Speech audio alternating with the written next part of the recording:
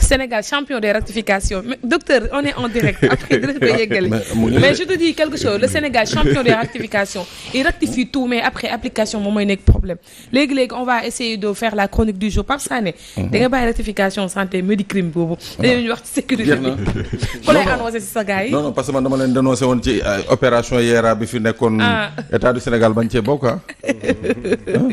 aywa ñu Assane dañ lay bàyyi ak Pape Sané.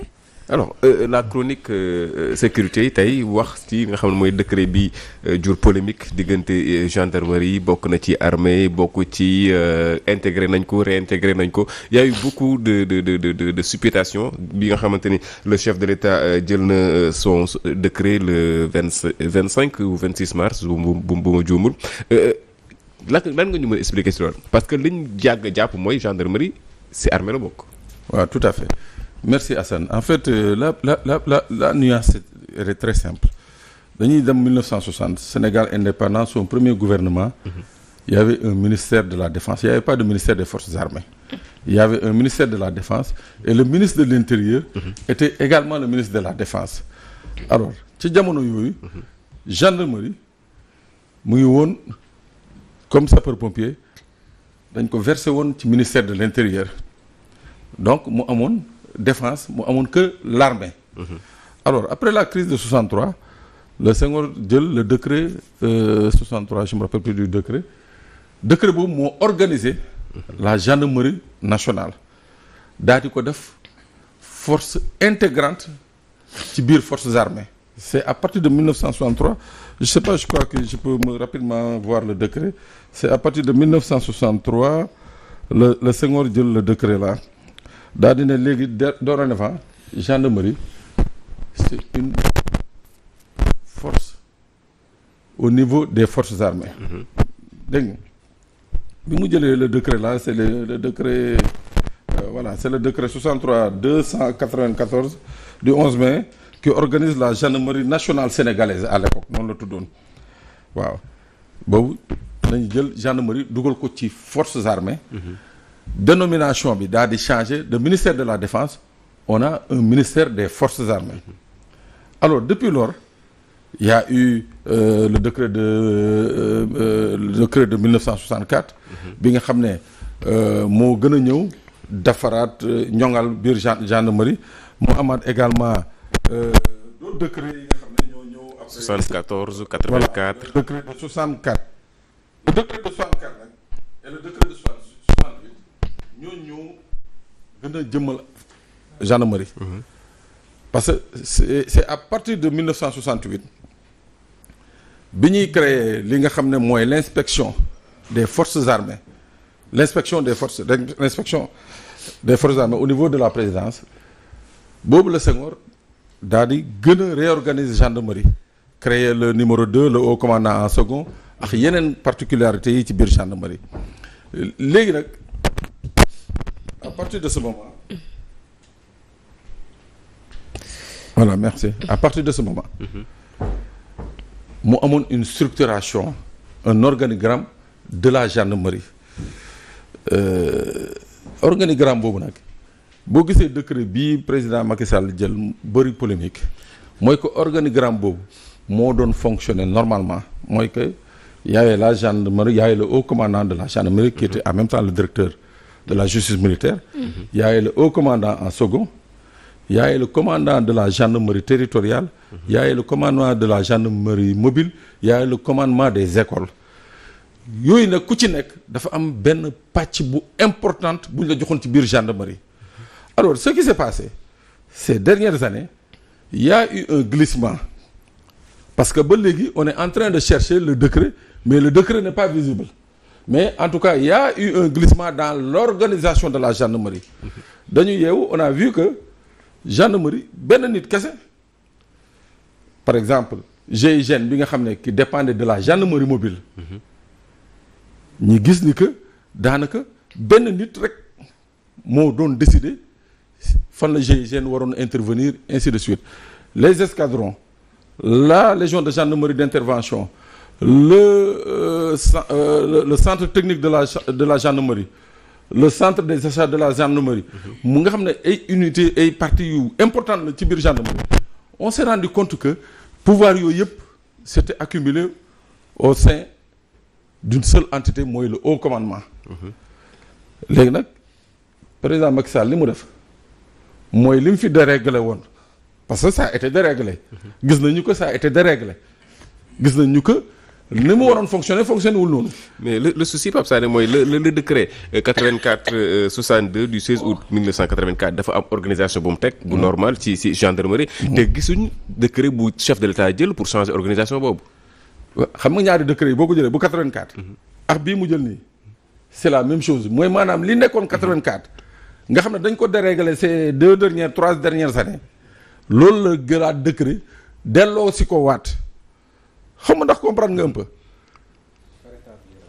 dafa rétablir la nga xam ne mooy la norme li amoon waaw léegi nag ci contexte bi mu ko defee les gens ont pensé que bu ñu lire l'article premier mooy que gendarmerie dañ ko delloo forces armées alors que gendarmerie musul génn forces armées waaw c'est une partie intégrante des forces armées mais dañu seetlu rek ni que benn moment l'organigramme de la gendarmerie a été chamboulé waaw kenn rek moo yore woon lépp di bumi et consort affectation yi kenn la woon c'était plus des arrêtés ou des décrets yi nga xam ne comme par exemple les commandants de légion décret président moo leen doon affecté ainsi de suite donc on a vu donc yooyu yëpp dafa am lu muy indi mooy maanaam que durant toute cette période là la gendarmerie n'a pas fonctionné comme justement le décret de 1984 nu mu ko waxee léegi nag loolu nañu ñongalaat delloo ko waat mu dellu place am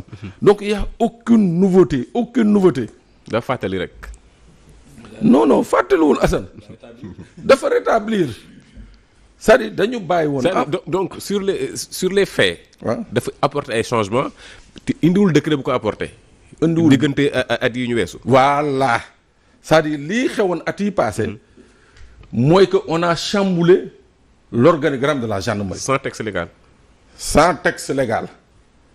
Mais comme li ñuy wax droit acquis. Pendant 1 an 2 ans mbir mi du doxee noonu ñu dem ba ci biir ba muy waaj a dem xam ne ni que léegi les nouvelles autorités il leur sera très facile de désigner les donneurs d'ordre. waaw il leur sera très facile de désigner les donneurs d'ordre. Issa dama lay wax Assane plutôt benn précision il y a aucun endroit il y a aucun département aucun préfet aucun sous-préfet bi nga xam ne mun nga gendarmerie di déployer wu sa département wala sa arrondissement te defaloo ko li ñu naan réquisition en fait la gendarmerie différemment de la police à n'importe quel moment peut être déployée sur le terrain sans réquisition. Mais pour déployer la gendarmerie, il faut nécessairement une réquisition. Mais Issa, ce qui s'est passé dans la région de Ziguinchor ces 3 dernières années, la gendarmerie se déployait sans réquisition. Les ordres venaient de la hiérarchie. xam nga ndax comprendre nga un peu. Donc yooyu noonu manquement yooyu le président defaraat parce que su ko defarul pour sanctionner day yomb. donc lim def wala li régime am def la ragal régime bi ko suivre ñëw def. très bien voilà pour parler en résumé quoi voilà. mais décret 2024 824 bi nga xamante ni moom la génne le 26 bi jur na beneen polémique moom mooy ñenn ñi dañoo jàppoon ni dañu jël gendarmerie def ko sous tutelle de l'armée. non depuis 1972 ci organisation des forces armées. Le haut commandant de la gendarmerie a le même rang que le chef d'état-major général des armées. Sauf que ci rang protocolaire bi il suit derrière le chef d'état-major des armées. xam nga je sais pas si tu comprends. Si.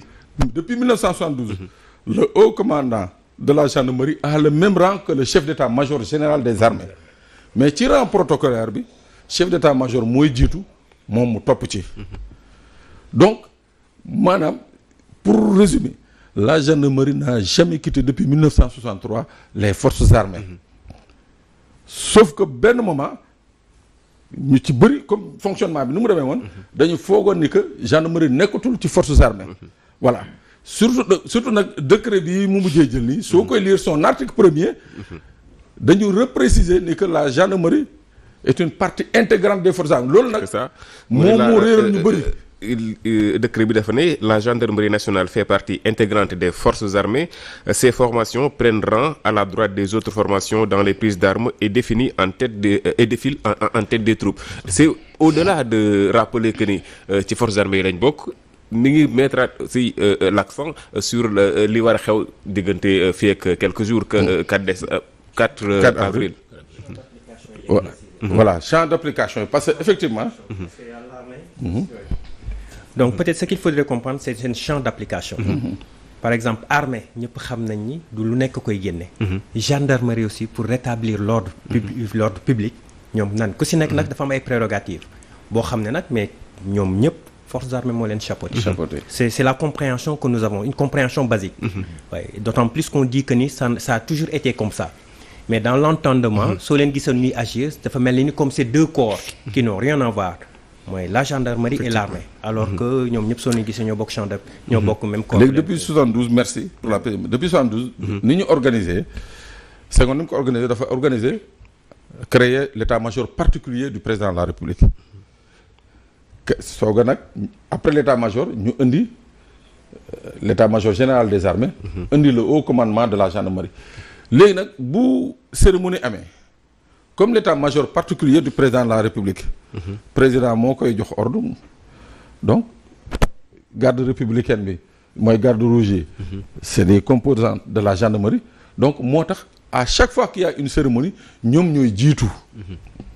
parce que dañuy jàpp ni que dañu dépendre directement ci état-major particulier du président de la République donc ñoom ñooy jiitu bu défilé amee ñoom ñooy jiitu.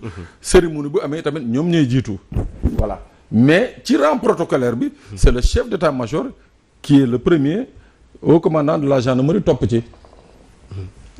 alors beneen polémique boo disons incompréhension boo xamante ne bëgg naa ñu soulever ko souvent bu ñuy wax gendarmerie nit ñi dañuy jàpp ni souvent si zone rurale rek la war a mën a exercer alors que si décret yi am na précision boo xamante ni ñëwaat na tey son action s'exerce sur toute l'étendue du territoire de la République et aux armées en campagne.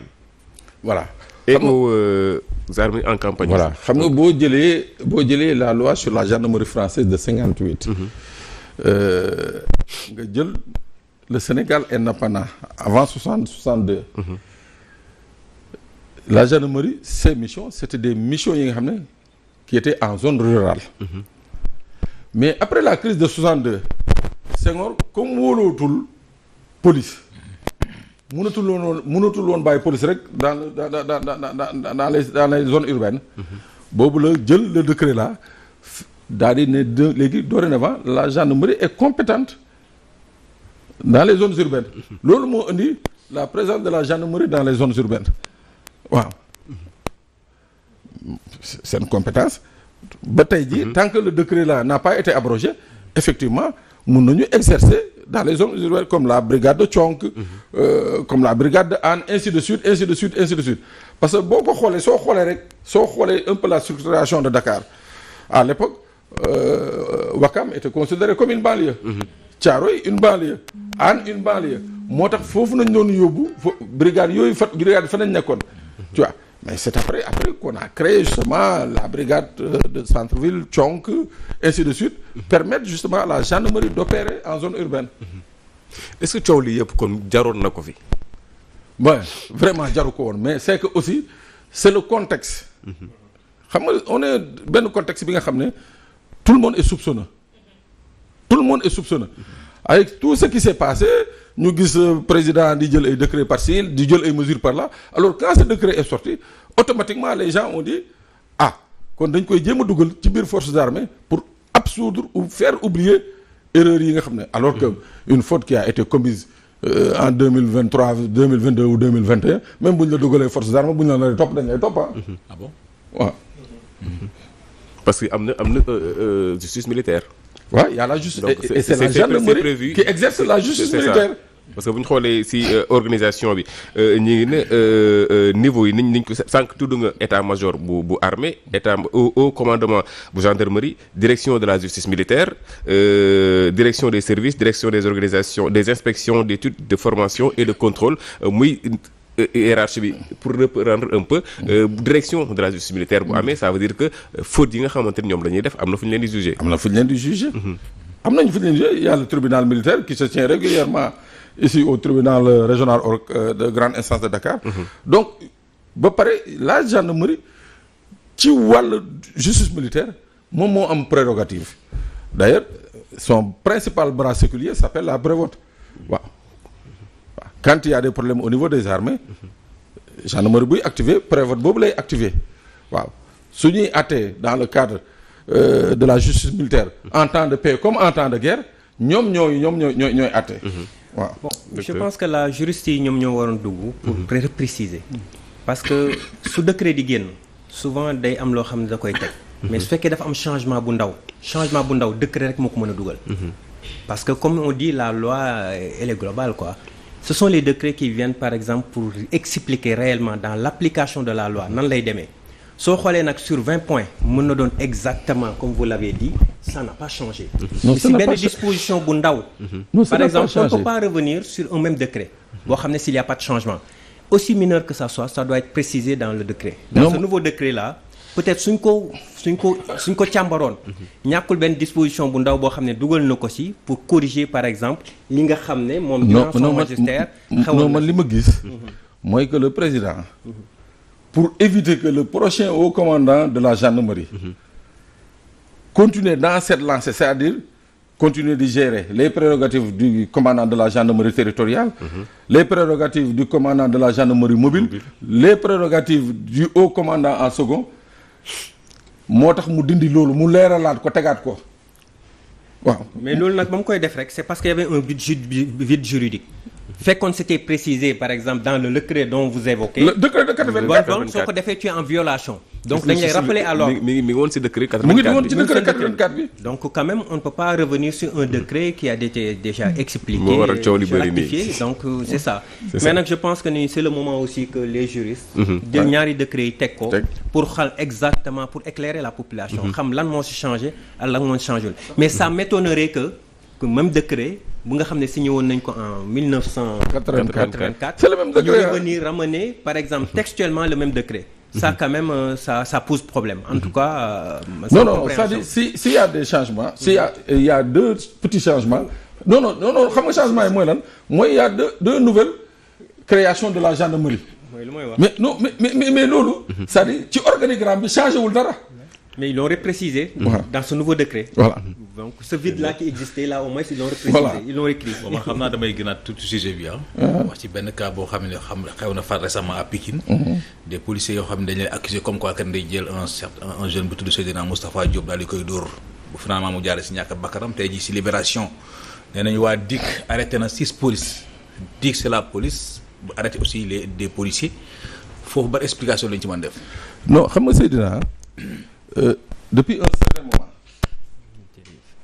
dafa mel ni dafa am benn gentleman agreement entre police ak gendarmerie et ça c'est d'habitude souvent laa la wax c'est le procureur de la République mooy arbitrer noonu pour éviter des problèmes bu gendarme amee problème il préfère jël enquête bi confier ko gendarmerie bu policier amee problème il préfère jël enquête bi confier ko police parce que pour éviter ñi naan ñii dañoo chargé waa ji wala ñii comprendre je sais pas si tu comprends un peu moo tax ils ont tout le temps depuis 2-3 ans maa ngi li nga wax ni maa ngi koy remarqué parce que avant s'il y a des problèmes pour éviter mu am ay coow dañuy jël dossier bi confier ko beneen corps bi mais kooku c'était sous Wade mais avec l'avènement du président Macky Sall moi j'ai vu que cette chose a évolué mooy que maintenant s'il y a un problème au niveau de la police on préfère le confier aux policiers. S'il y a un problème au niveau de la gendarmerie qui concerne des gendarmes, on préfère le confier à des gendarmes. Mais en tout cas, toujours est-il que c'est sous la direction du procureur de la République.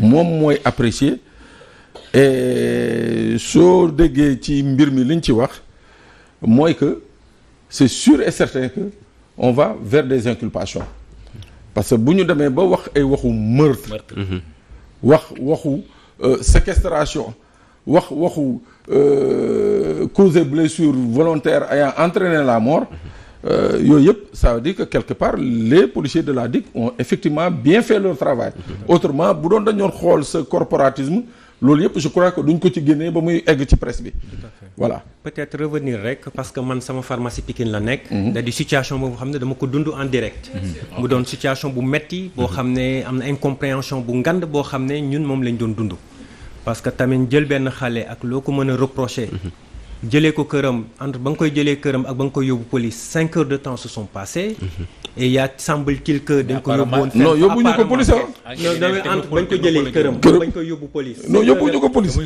technopole lañ koy bool technopole après jóge fa yóbbu hôpital donc loolu quand même da di loo xam ne nous on a besoin d'avoir quand même une réponse claire parce que quand même da di lu metti il le faut ba xale bi jaar fa ñàkk bakkanam et puis la nga xam ne moo si judd yëpp des manifestations taal si ay bus yëpp am si et c'est regrettable loo xam ne lu war a mën a ñàkk la donc heureusement que quand même la gendarmerie a pris à bras le corps ce problème et on espère quand même avoir une réponse parce que c'est pas à nous de juger ñun ce sont des faits la ñuy jox ñoom nag ñoo ñuy mën a rétablir la vérité des faits quoi c'est récurrent c'est pas la première fois muy am aussi ouais mais justement moo tax man quand il y a eu cette loi sur cette loi d'amnistie ma ne mais président il est en train de consacrer l'impunité dans ce pays parce que li fi jotoon xaw depuis 2021 avant 2021 ñii fi dee dans des commissariats ñii fi dee dans des brigades ñii fi dee ci loxo police wala ci loxo gendarmerie jamais une enquête sérieuse n'a été ouverte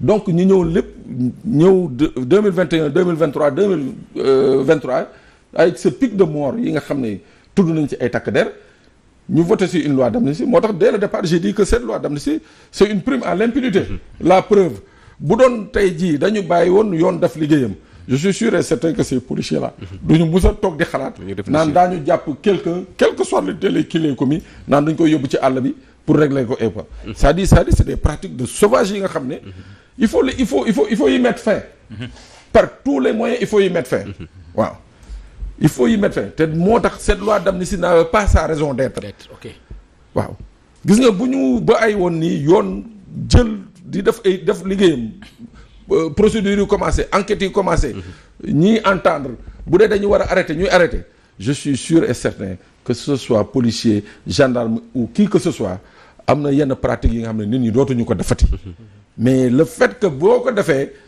dellu si ñëw bénéficier d'une amnistie mais les autres se disent que ñu tam mën nañu def pire parce que après au bout du compte on bénéficiera d'une amnistie voilà. Merci. Rendez-vous très prochainement Inch'Allah semaine prochaine Inch'Allah. Maintenant je vais faire ça 2 fois dans la semaine. 2 fois dans la semaine Inch'Allah dina ma neex day tax ñu gën a xam rek ndax chaque jour nga jàngal ñu et c'est toujours un plaisir vraiment de vous avoir sur ce plateau Assane yow tamit ñu ngi lay jaajëfal lu baax a baax.